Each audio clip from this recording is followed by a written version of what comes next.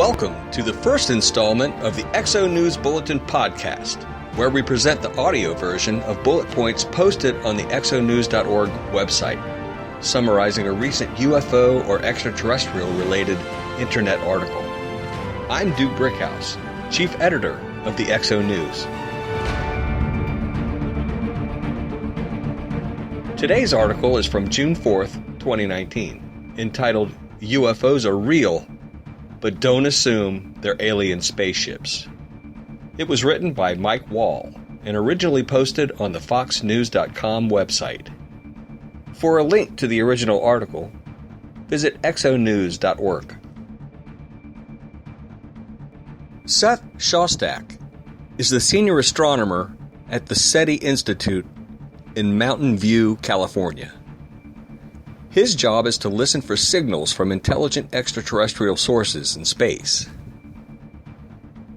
Shostak contends that even though U.S. Navy pilots have come forward to describe witnessing UFOs reaching hypersonic speeds without any detectable exhaust plumes, suggesting super advanced propulsion technology, Defense Department officials aren't invoking intelligent aliens as an explanation, and neither is Shostak.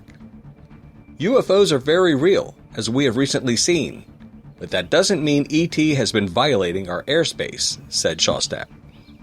U.S. Navy pilots and the DoD have provided video evidence of fast-moving UFOs off of the coast of San Diego in 2004, i.e. the Tic Tac UFO, and more recently, off of the Virginia and Florida coasts. In one case, the UFO nearly collided with a Navy jet off of the Virginia coast.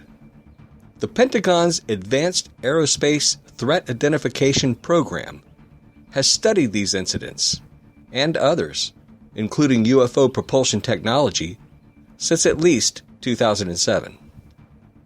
Such incidents have become so common that the Navy has enacted a new policy for reporting UFOs. Shostak argues against jumping to the ET conclusion, however, and he offers several common-sense reasons why.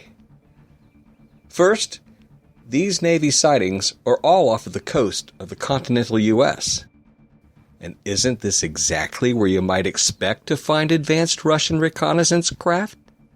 Second, the Navy pilots' radar equipment had been upgraded. Whenever you upgrade any technical product, there are always problems, says Shostak. Therefore, the sightings might stem from some sort of software bug or instrument issue.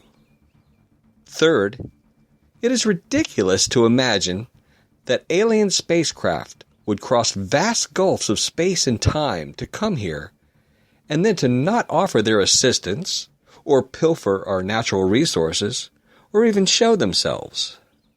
They never do anything, Shostak said. But Shostak is quick not to dismiss the existence of extraterrestrials altogether.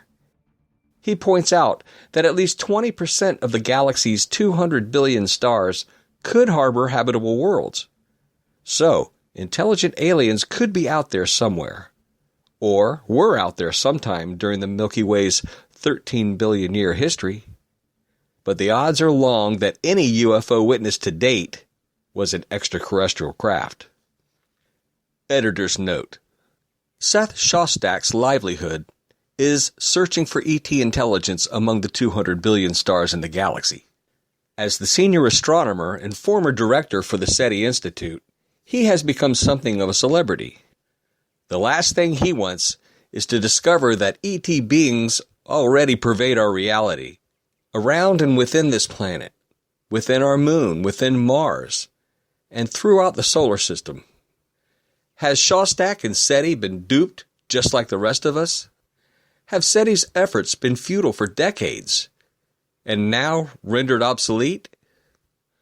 Or was SETI just another deep state psyop that existed to appease and assure the public that so-called experts were on the lookout for aliens, while their puppet masters continued to hide the true extraterrestrial presence?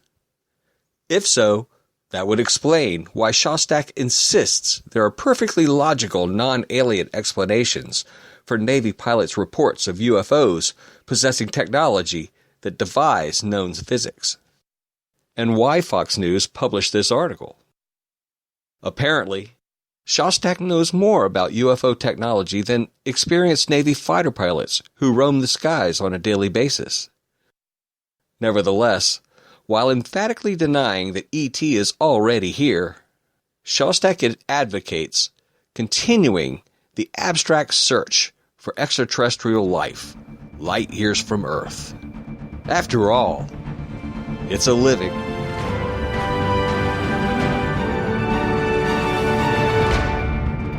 This has been an Exo News Bulletin with Chief Editor Duke Brickhouse.